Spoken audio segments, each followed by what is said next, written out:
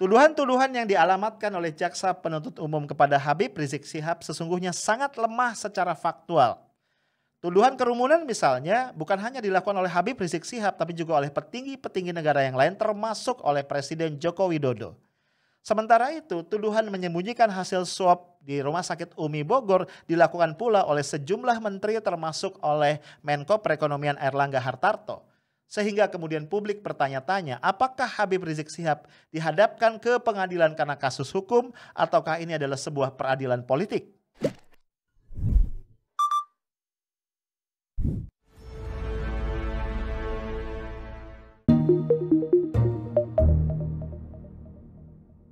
Hai guys, ketemu lagi kita. Ini masih hari Sabtu 27 Maret 2021. Weekend ya, semoga ini weekend yang asik buat lu semua.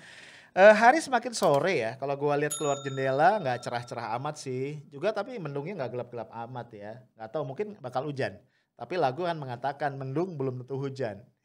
Ya, mau hujan mau enggak semangat ya bro. Ya kita kumpul lagi di afternoon tea, kita nongkrong bareng sambil ngompol sersan. Ngomong politik seru tapi tetap santuy. Bro, kita ngomong lagi yuk tentang persidangannya Habib Rizik Syihab. Ini kayaknya asik nih ya, banyak hal yang harus kita kulik dari sini. Kita tahu kemarin nih hari Jumat ini adalah sidang pertama ya perdana yang dilakukan secara offline ya. Sebelumnya kan online.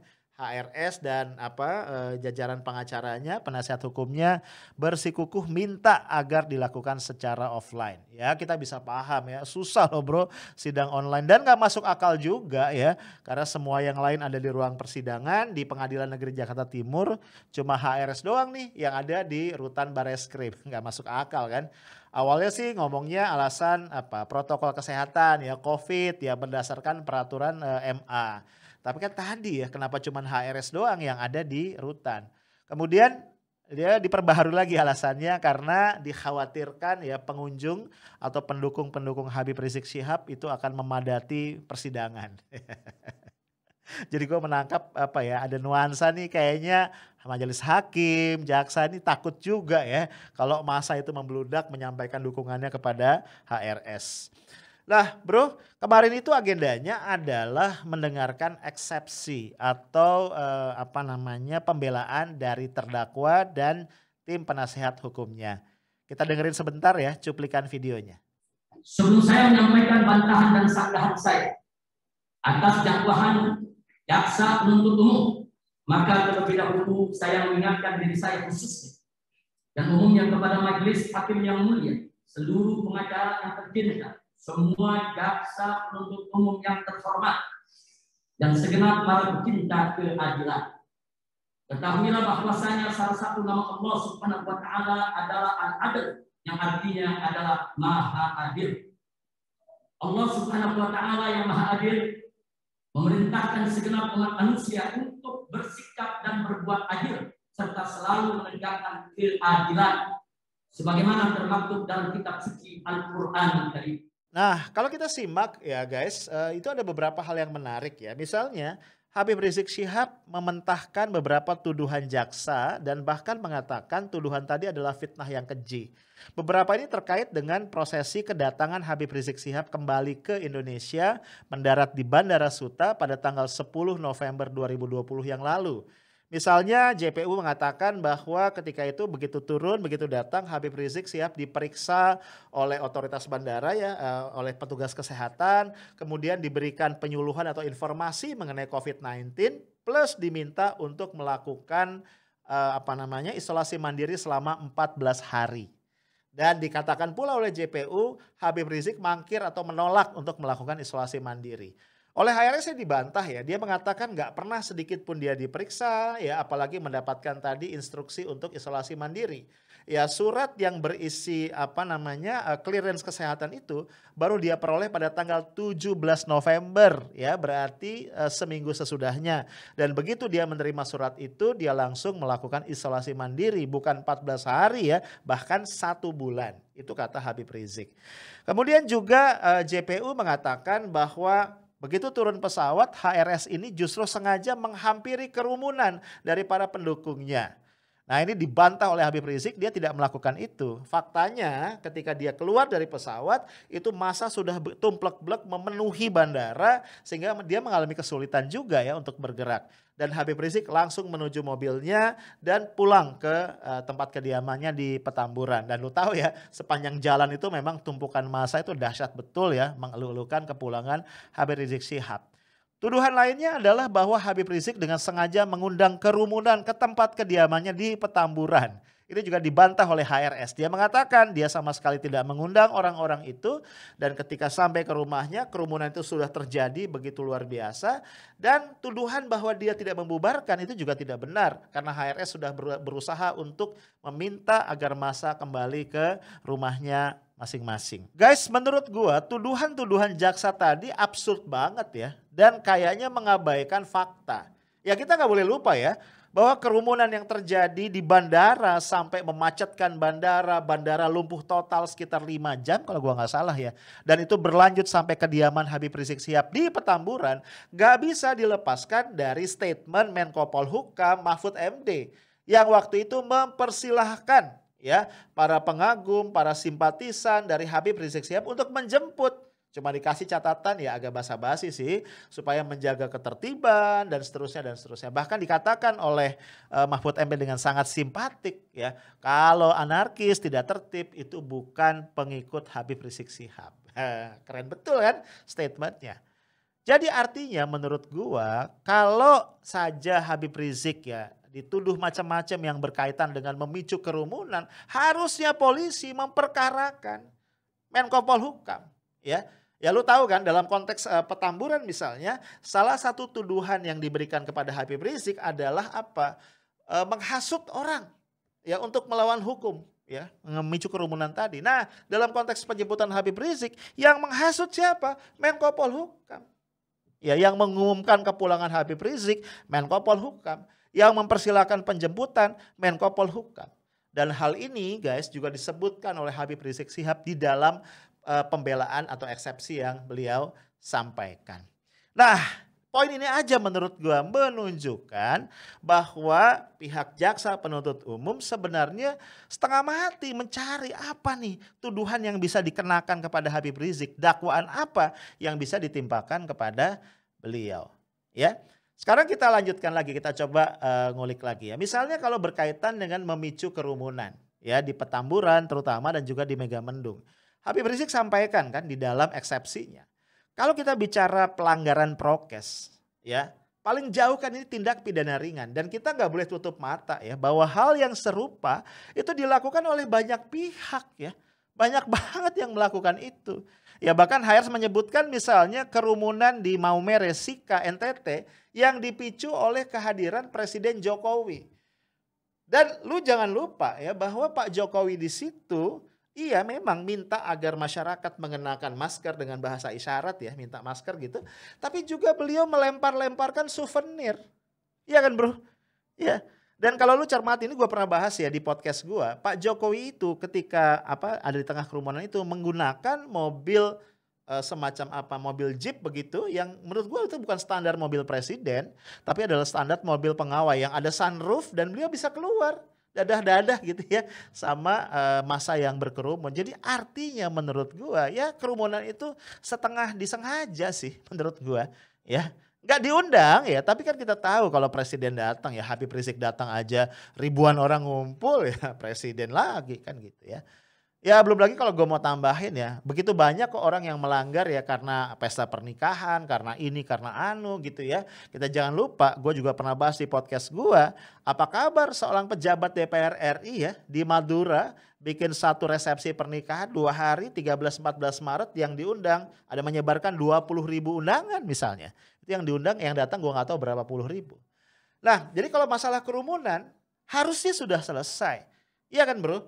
Karena Habib Rizik Syihab itu sudah dikenakan hukuman administratif berupa denda maksimum yang belum pernah dikenakan sebelumnya 50 juta rupiah.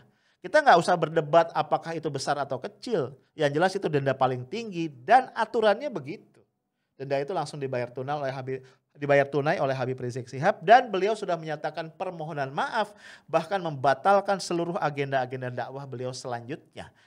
Jadi kalau betul ini kasus hukum, harusnya pembelaan Habib Rizik Syihab tadi clear ya dan kasus ini selesai.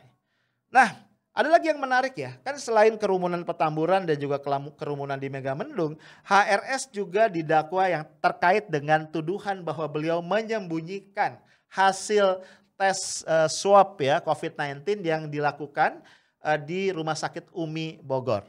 Nah ini kan tuduhan yang diberikan kepada beliau. Nah gue juga gak ngerti ya kenapa ini jadi persoalan. Ya kalau gue flashback ke belakang, ya kita tahu ya COVID itu kan mulai merebak di awal-awal Maret ya 2020 yang lalu ya, tepat setahun ya gak kerasa. Nah waktu itu guys, satu hal yang sangat biasa, kita tidak menyebutkan identitas pasien. Waktu itu kan baru 2 pasien ya di Depok sini nih ya, deket rumah gue. Itu kita cuma menyebut pasien 01 dan pasien 02, betul gak? Ya.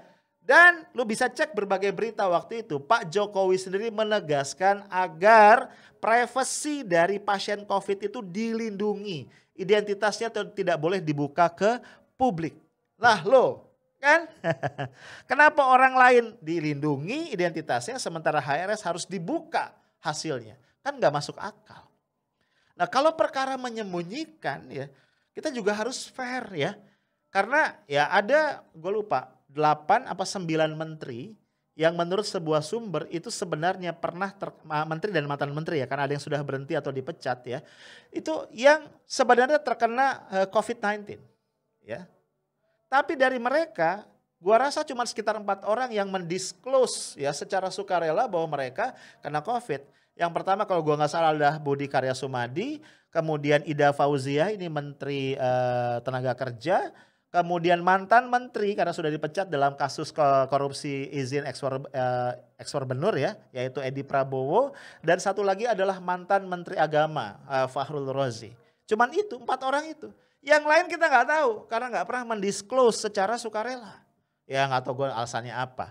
Walaupun kemudian ya entah karena apes ya atau nggak tahu gimana, akhirnya orang tahu bahwa Menko Perekonomian Airlangga Hartarto juga pernah kena COVID dan tidak pernah membuka itu ke publik. Ya, publik tahunya itu secara tanda kutip gak sengaja.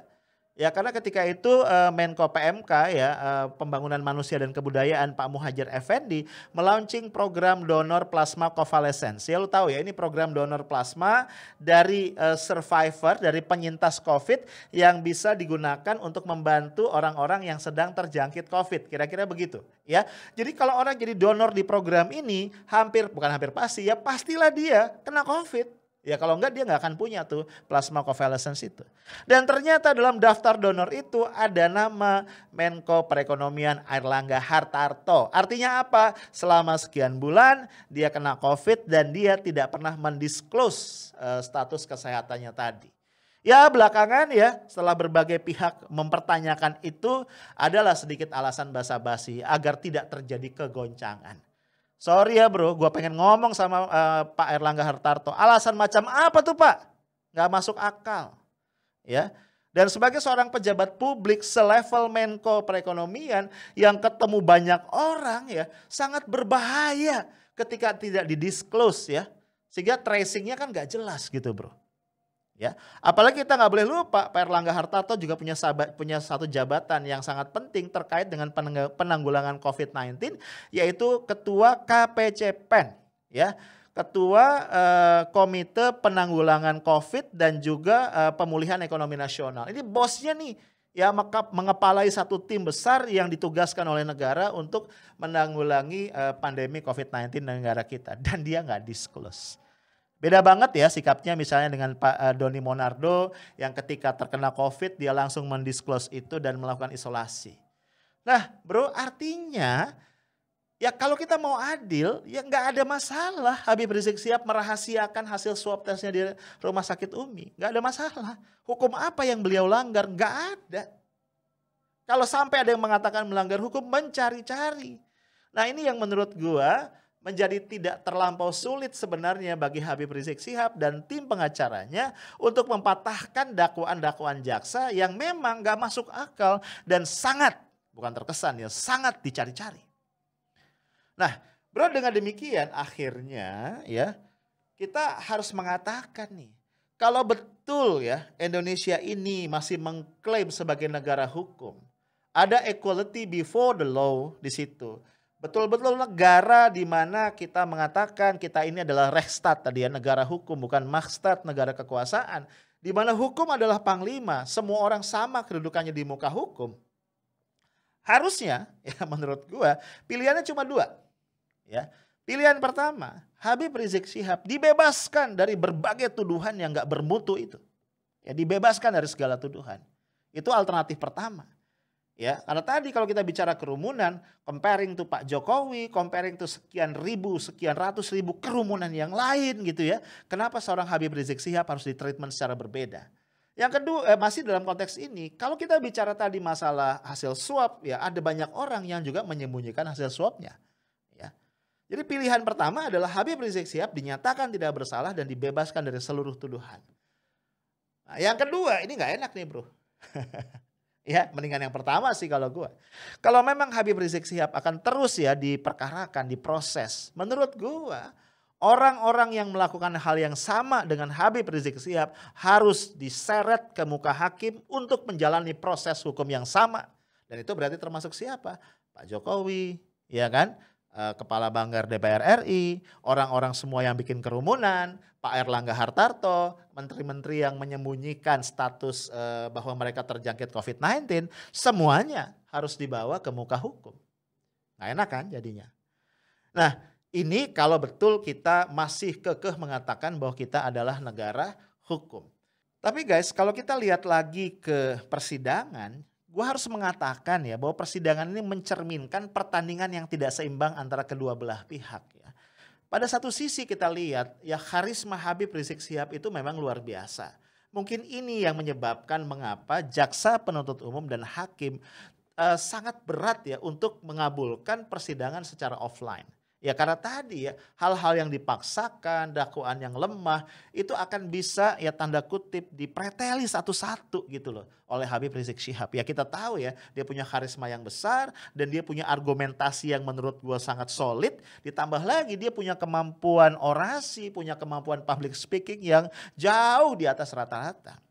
Ya, ada satu video kecil yang membuat gua sangat tersentuh ya bro. Ketika ini video di akhir persidangan. Ya, jadi kalau kita lihat ya, kita tonton sebentar ya. Dan 226 dan akan diundur disidangkan kembali pada hari Selasa tanggal 30 Maret 2021. Demikian pemberitahuannya dan setelah perkara ini akan dilanjutkan dengan perkara nomor 222. Dengan terdakwanya. Bagaimana putri-putri HRS mencium tangan abahnya, kemudian juga bahkan para pengacara juga cium tangan sama HRS. Untung aja ya, itu hakim dan jaksa nggak ikutan cium tangan. Kalau hakim dan jaksa sampai ikutan cium tangan, waduh udah selesai itu persidangan, udah nyerah. Gitu ya. Oke guys, gue ingin mengatakan kepada kita semua, ini bukan sekedar persidangan hukum ya. Kalau ini sekedar kasus hukum sebenarnya menurut gue sudah selesai. Tapi dari beberapa tanda yang kita lihat, yang kita analisis, ini lebih menampilkan kesan sebagai sebuah persidangan atau mahkamah politik. Di mana seorang Habib Rizik Syihab ditempatkan di kursi terdakwa karena dia adalah ikon dari kaum oposisi, dari kelompok oposisi yang paling vokal, yang paling keras dan karenanya paling ditakuti oleh rejim.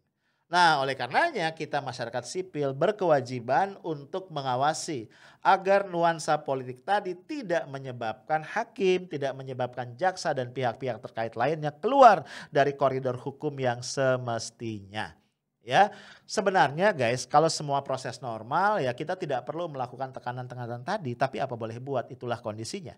Satu hal yang gue ingin sampaikan kepada lu semua, bahwa kita gak ada urusan sama Habib Rizik Syihab sama sekali ya. Gue gak kenal pribadi, gue juga bukan pengikut HRS, gue tidak pernah jadi anggota FPI. Tapi tentu saja concern kita sebagai masyarakat sipil adalah penegakan keadilan. Ya, ketika pilar keadilan ini runtuh, maka kita harus mengatakan goodbye, sayonara terhadap demokrasi. Itu aja dari gua, stay tough, smart and professional. Assalamualaikum warahmatullahi wabarakatuh.